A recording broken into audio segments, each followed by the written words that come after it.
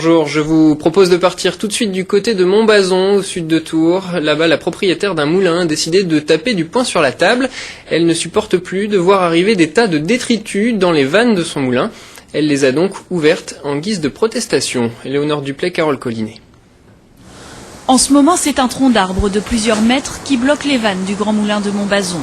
Le courant amène régulièrement toutes sortes de déchets, depuis la simple bouteille vide jusqu'au ponton que la propriétaire a un jour retrouvé. Du coup, le quotidien ressemble parfois à une longue corvée de nettoyage.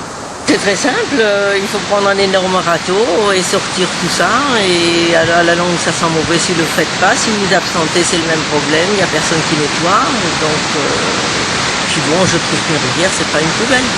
On fait un ramassage des déchets verts tous les jeudis, on peut le mettre dedans. Pour signifier son ras-le-bol, la propriétaire de ce moulin a donc choisi d'ouvrir les vannes pendant 3 jours.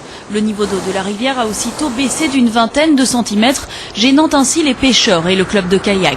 Surtout, cet acte a attiré l'attention sur le manque de civisme de certains usagers et propriétaires de moulins. Donc, quand vous ouvrez les vannes pour vous libérer, vous empoisonnez votre voisin qui est situé en aval. Et donc en fait c'est reporter à chaque fois le problème. Donc nécessairement la rivière Indre, c'est l'apprentissage du respect quand on est propriétaire.